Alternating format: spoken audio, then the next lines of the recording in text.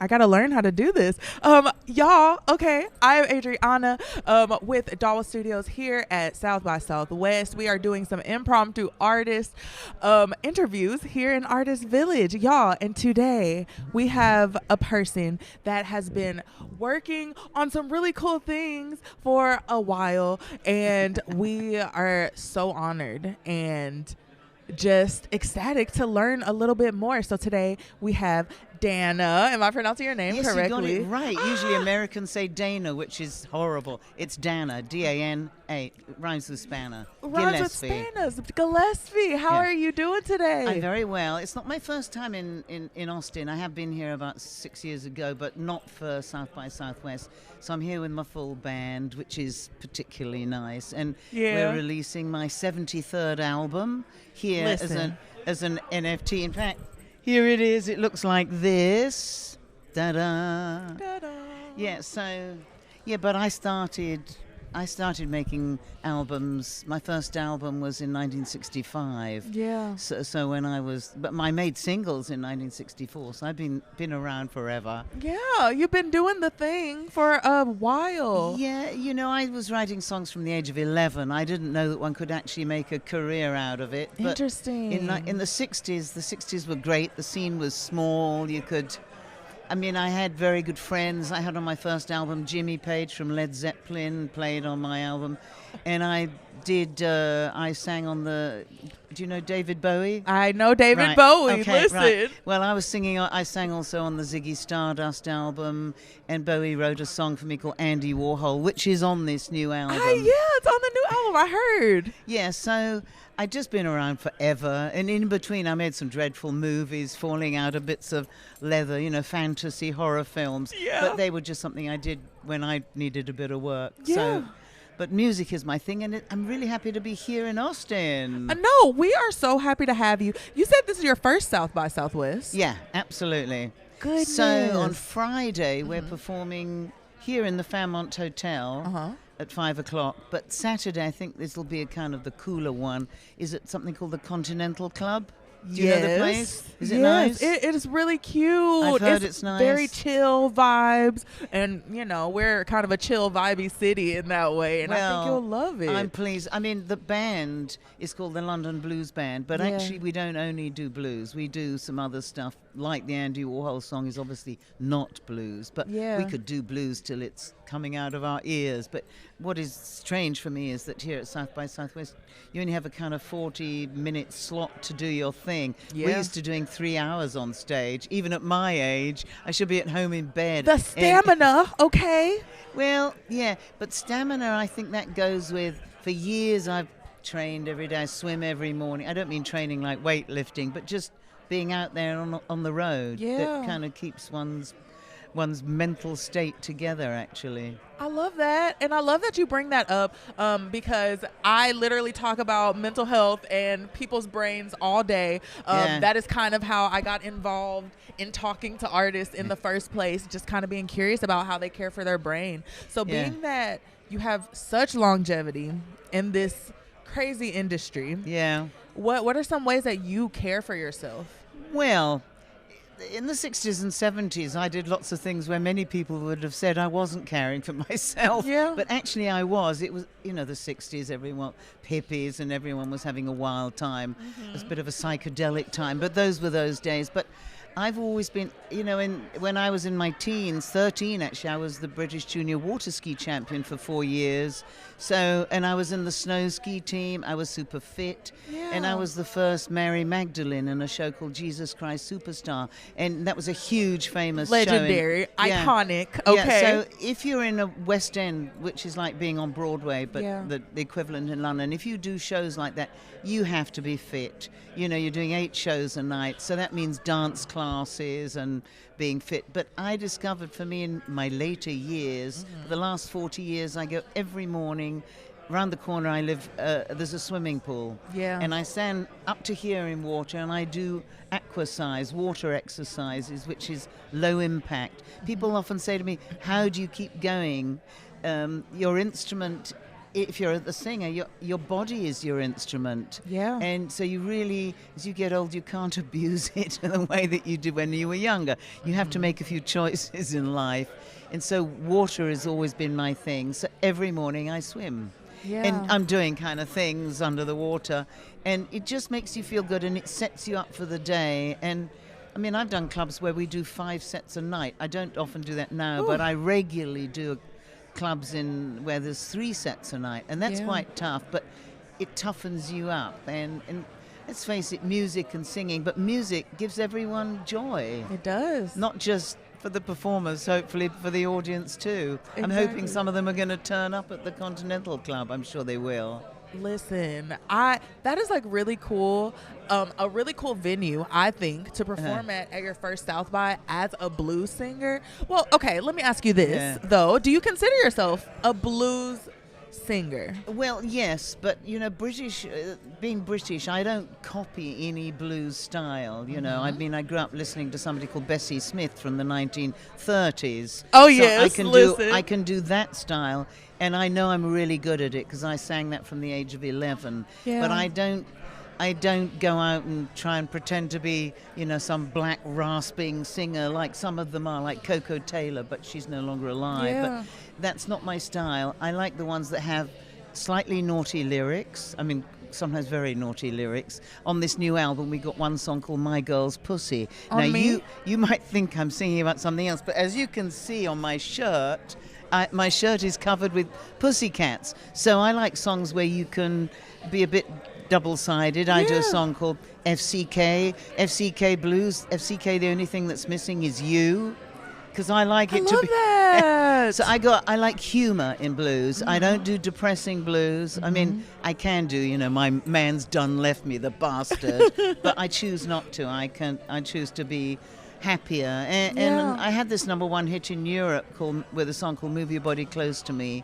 And it's not blues, but the blues band have learnt it and we're doing it. So I don't know whether we're going to get time to fit in My Girl's Pussy in our set, because we have to be pretty tight in the timing. Yeah, but we shall see. No, we shall definitely see, and I am very interested to hear that set and to hear how all of it comes together in that very condensed time. South by is fast. It is a crazy quick pace. I like to call it like a networking playground, right? It's where everyone kind of just comes and does their thing really quick. Well, also I'd heard that 7,000 people submitted applications to perform as musicians, but only 300 have chosen. So I feel very honored to actually be here. I mean, we've come a long way from London, hence the band is called the London Blues Band. So it's for us, it's an honor to be here. It's got such a good name for itself. I'm sure some of my musicians will be staying out till late at night. That's the other thing I don't do, really, because I have to save, my instrument is my voice, so you can't go out and party and be roaring all night long like in the earlier days. Yeah. You do slightly tone down as you get older, but not on stage. Ooh. And when, at my age, I can get away with murder musically. I can sing anything I like and nobody can say, hey, you can't do that, because what are they going to do? What are they going to do? Tell me to shut up? Well, I know, I tell them where to get off. So it's lovely getting older in the music business. And I want to thank you so much for even interviewing me here. How nice. No, for sure. Thank you so much for coming and sitting down with us, like taking a little bit of your time. Thank you. I have to ask, though. Tell me. This is your 73rd album. Yeah. You have recorded 73 albums. Yeah. There are artists that I know who are in their 10th year, a decade in, and have done maybe one album, right? So what motivates you to put together these bodies of work and then give it out to the world? Because, look, artists are sensitive about their things. Well, I love being in studios. I like songwriting. So maybe 85% of what I sing I've written myself or co-written.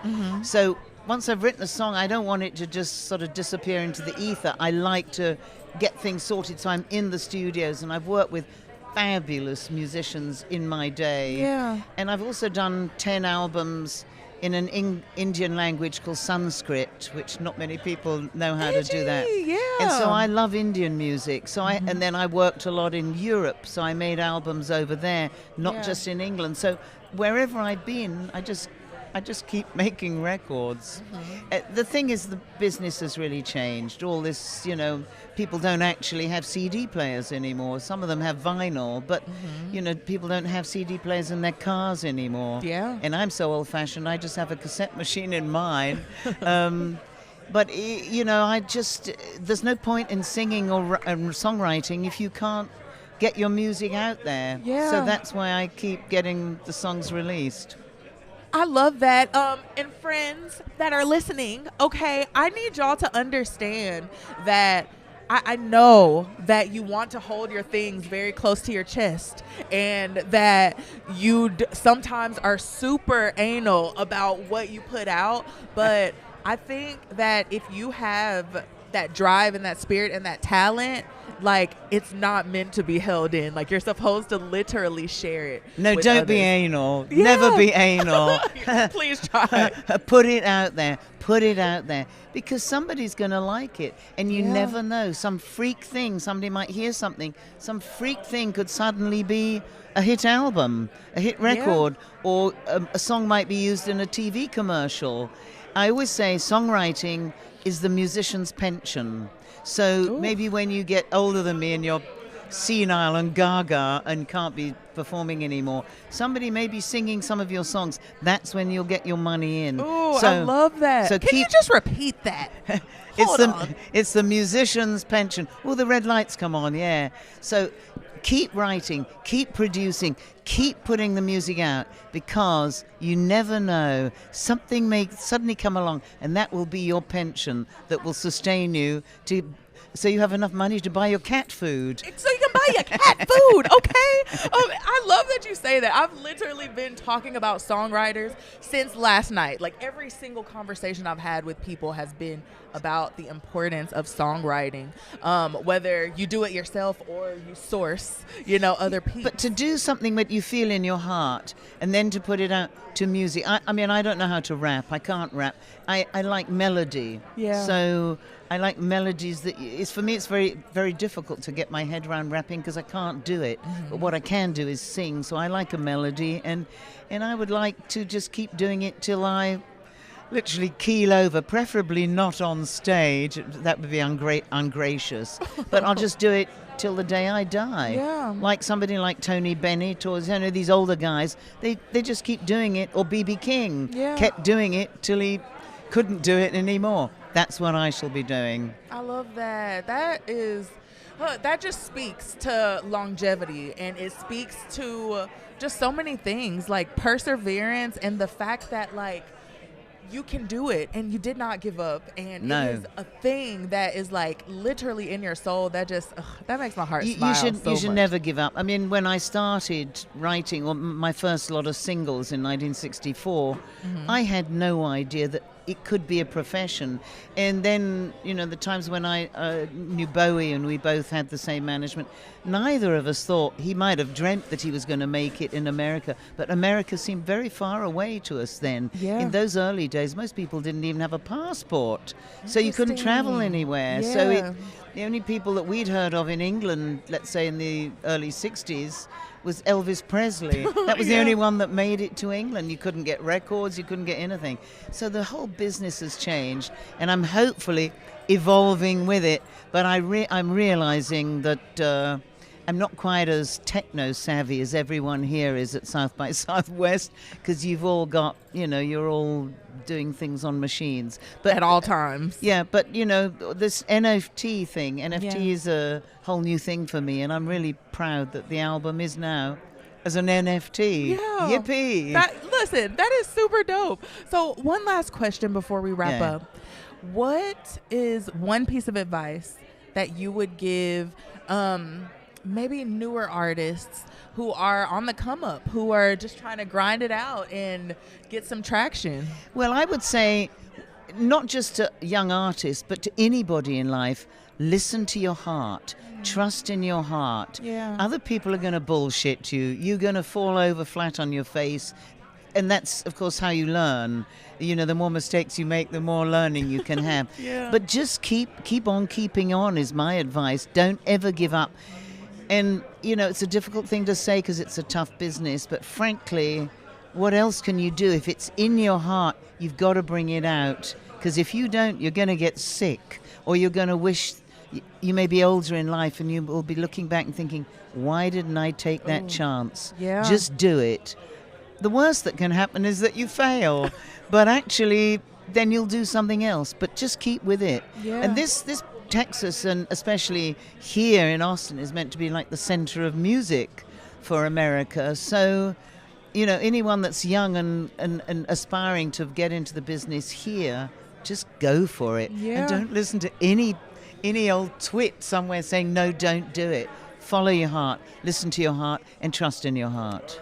I love that. That is such good advice, like you said, for anyone. Yeah. So, Dana, where can we find you? And can you remind me the name of your new album? Oh, yes. Well, there it is. Actually, it's called 73. It was recorded I can't hold it at the same time. It was recorded live in probably the coolest London venue called the Temple of Art and Music. Dope. There are several of them in London now, but it's live. It's a double album. And then you get all kind of pictures of me with... Yes, well, you do. Pictures yes, of me with... ma'am. Well, I don't know, Bob Dylan or... Well, I was... That's the cover of my first album when I was 16. Oh, my God. 16 years old. I know. Well, yeah, because there was nobody around to say, no, don't. Yeah. So I just did. Yeah. So this is, yeah, the rest of the stuff, I guess, is on Spotify or whatever, but, you know, out and on record labels. But this is my newest baby. And like any musician, we love the last one that we've done, you know, because... But already I'll start thinking about the next one. The next one. We're so untrue. I'll be unfaithful to this one soon. But thank you for talking to me. It's Thank you so so sweet. much. What is DAWA Studios? Oh, so DAWA Studios stands for Diversity, Awareness, Wellness in Action, and it is a nonprofit here in Austin. Okay. And they provide a studio for creatives like me who don't necessarily have all this cool stuff at home. And they provide like recording space, grants and things for artists just to kind of bridge that financial burden. But 2 words you said, most important, awareness and wellness. You cannot make music or do anything creative if you are physically sick, or well, mentally sick is not too good either. But it just makes life much harder. You have to do something in your life that keeps you well and happy. I love that. But it's important to have a pussycat at home. It is, because they're so cute and their little purrs just heal your heart. What's yours called, by the way? So her name is, we call her Marley. Her full name is Marley Sativa Knowles Carter Chilumbo, and the Carter is for Dwayne. Okay. And we know what sativa is for. Yeah. Yay! What color is she? She's a beautiful black kitty with a little bit of white hairs underneath. So sweet. You lucky thing. You said she sits on your head when you lie down, when you get home. She literally does. She climbs right all over me. Well, I'm jealous. You've got the real thing, and all I've got is loads of pussycats on my shirt. And we stand the pussycat shirt, okay? Listen. Yes. Well, y'all, we are going to wrap it up here. Dana Gillespie, thank you very much. And thank you for having pronounced my name right. Unheard of in America. Well, listen. A miracle. A miracle. I try. I actually practiced a little bit before you came over here, so I had to make sure. But we are signing out. Again, we are here at DAWA Studios and live at South by Southwest. We are doing some interviews, and yeah, we done. We out for now. I'm so bad at goodbyes. I got to figure that out. We're toast. We are toast. Yes.